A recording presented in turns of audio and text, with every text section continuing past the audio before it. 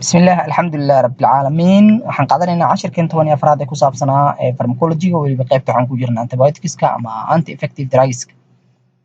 markaan ka hadlayna marka daawooyinka qaar kamid ah anti infectiveska ama antibiotics waxay leeyihiin sida allergy oo kale ay leeyihiin aan soo sheegnay ama sensitivityska sidoo kale waxay yeelan karaan ama dhibaatooyinkooda waxa kamid ah ay keeni karaan another difficulty is that these of drugs can irritate the normal flora in the intestine which are necessary for the proper digestion synthesis of dhibaatooyin kale keeni karaan waxaa kamid ah in eradication ku sameeyaan normal floraha bacteria normal floraha loo yaqaano macnaha ku jirta mindhicirada dadka ee ka qayb qaata dheefshiinka waxtarka noole normal flora waxa la yiraahdaa bacteria jirka aan dhibaato u geysanaynin haddii qofka difaaciisu caadi u yahay oo normal flora iska noole temperature-kaas iyo waxaas la qabsatay ka qayb qaata dheefshiidka cuntada in la dheefshiido la burburiyo jirku u baahan yahay ayay waxay u keeni kartaa antibiotic-dan inay baabi'iso taas day baabi'isana hadhowti waxaa dhacaya in dheefshiidkii wuxuu qofku ku adkaado sidoo kale synthesis of vitamin K iyo midda samaysa vitamin K-gan waxay ka qayb qaadataa normal flora vitamin K inay samaysana ka qayb qaadataa and control fungi that may gain access to the gut super infection sidoo kale inay keento fungalki waxyaalahaas oo kale inay meesha yimaadaan dhalanaysa maadaama bacteria waxaas ay ka hortagaysay marka waxay keeni kartaa in bacteria aan loo dirsanin ay disha ayay keeni kartaa antibiotic-da warka haddii aan soo koobno intaas haddaan ugu gudubno uses of an anti-infectives antibiotics maxaa loo isticmaalaa rabnaa ka hadalno guud ahaan ayaan ka hadlaynaa markaan ma ahan hal mid oo qaas ah prophylactic waxaa isticmaalaa prophylactic maxaa laga wadaa ka hortag to protect the person exposed to the known specific organisms in laga ilaaliyo bukaan qof laga difaaco inuu macnaha soo wajahdo ama uu soo banbaxo specific organisms noole la yaqaano kala ama bacteria la yaqaano in laga ilaaliyo qofka oo la sii siiyo ayaa loogu talagalay to inhibit spread of infections in loogu talagalay in looga hortago bisha lagu sameeyo looga hortago inuu sii faafo infection from clearly defined focus kaasoo la yaqaano macnaha si sax ah loo yaqaano after surgery or accident marka qofku la qalo kala ama dhaawac soo gaaro kala to sterilize in lagu sterile gareeyo lagu jeermis dilo the bowel oo saxarada kala xalaas oo other areas meelaha kala of the body in preparation for the extensive surgery marka qofka qalliin waxaas loo diyaarinayo kala acute infections cudurrada kusoo boodka kale loogu talagalay lagu daaweeyo sida antibiotics are used waxa loo isticmaalaa treatment lagu daaweeyo acute infectionada kusoo boodka sida tonsillitis qumanka oo kale infection ku dhaca and upper respiratory tract infection iyo infectionada ku dhaca habdhiska neef mareenka qaybtiisa sare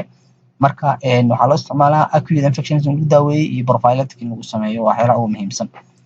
waxaa jira wax loo yaqaan contraindication maxay tahay marka waa waxyaalaha cagsiga ku eg allergic or have sensitive reactions dadka allergy qaba ama xasaasiyadda daawadan allergy badan ay ku keento lama siiyo ay keeni kartaa laakiin badan ay ka dhan maahan drug concentration daawooyinka waxyaalaha lagu hubinaya maxay tahay oo la rabo in xoog la saaro check expiration dhicitaankeeda waa inaad fiirisaa aan container iyo weelka ay ku jirto kale inaad iska hubisid inuu dateski waxna dhacayaa check for recommended method waa inaad macnaha hubisaa habka loo qaadanayo ama labka loo kaydinayo kala and constitution iyo habka loo diyaarinayo kala clear market that and time constitution your initial and strength of solution of the of all drugs waa inaad hubisaa macnaha calaamadaha ay leedahay kala iyo in magacyada ku qoran oo kala iyo qaabka u diyaarsanta waxaas oo kala intaadan qaadan ka hor daawada not all the length of time ogow macnaha waqtiga haduu dheeraado drug may be stored daawada la kaydinayo after dilution intaan markii la qaso ka bacdi daawa la qasay kaydinteeda waxaa ogaataa under appropriate conditions inay loo baahan yahay meel ku habboon lagu kaydiyo macnaha iyadoo la qasay daawiyo kala meel walba iskaga ma keedi karo ama ma daawada mar la qasana wax la kaydinayo inay tahay wax yar oo muhiim ahayn oo badnayn waxaan qaadanaynaa marka daawada koowaad oo qaadanayna antibiotics waxa loo yaqaanaa penicillin hal daawo ma ahan waan dibaan qaan penicillin albaskan laakiin penicillin waxyaalaha soo dhan groups-kaas dhan penicillin la yiraahdaa glass can dan fiirino anti infectives ayaa loo yaqaanaa group ahaan ay ku jiraan action-kooda maxay tahay inhibit ay sameeyaan macnaha mechanism-kooda ka hadlayna qaabkii wax ku daaweeyeen inhibition ay sameeyaan cell wall synthesis macnaha cell wall-ka oo bacteria-da ay inhibition ku sameeyaan ama in bacteria-da ay korto they inhibit the cell division ka hortagaan bacteria inay qaybsanto laba ay noqoto ka hortagaan growth iyo inay weynaato is bactericidal ayaa loo yaqaanaa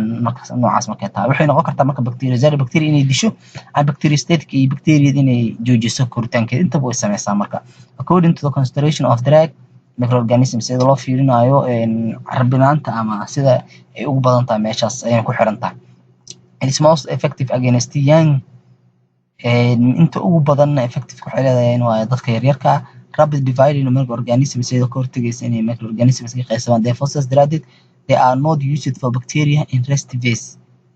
Resting phase wax loo yaqaan oo kala ama xilliga cudurku macnaha qofku ku daaho kala lama siiyo wax muhiim badan ma keenayso. They diffuse well into the body tissue and fluids waxay macnaha ku dhex milmaysaa jirka ay dhex gashaa oo ka bacdina dareer ahaan u gashaa. They are excreted in the urine sidoo kale kaadida ayaana lagu soo qashin saaraa jirka laga saarayo in the therapeutic concentration hab concentrationkeedu uu yahay mid caafimaad leh oo aan dhibaato keenaynin. They do not kill bacteria in the resting phase. Marka resting phase ay ku jirto kala ama xilligan ay joogto kala resting phase loo yaqaano bacteria ma dili karto. Sidoo kale useska loo isticmaalo penicillinska waxaa ugu muhiimsan gram positive coque nooc loo yaqaano oo structure-ka bacteria marka la baranayo waxay noqotaa coque iyo structure noocyadaas oo dhan ay noqotaa marka ama bacillus iyo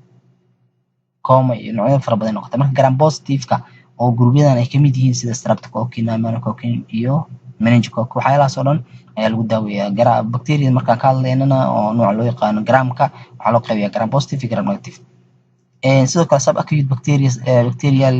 waxay ka keentaa ama qaar kamid ah cudurrada soo boodka bacteria ka tax kamid ah endocarditis oo loo yaqaano ku dhaca wadnaha kala caused by the group of streptococcus ayaa keeni karta. sidoo kale gonorrhea ayaa lagu daaweeyaa due to gonorrhea maadaama ay sababto gonococcus oo nooc kamid ah. sidoo kale waxaa lagu daaweeyaa diphtheria oo cudurka sababa wawinka afka maqiiqeedka wax loo yaqaano bacteria sababta lagu daaweeyaa. Tetanus-ka lagu daaweeyaa antibiotic-da. Anthrax-ka oo kamid ah xayawaanka animals ku dhaca badanaa. Gas gangrene oo kamid ah bacteria-da keeni karta inay qashniin ka xirto qayb kamid ah xubnaha. Prophylaxis for rheumatic fever sidoo kale rheumatic fever-ka cudur waa isagana loo hortago ayaa loo daaweyn karaa. Not all the penicillins are used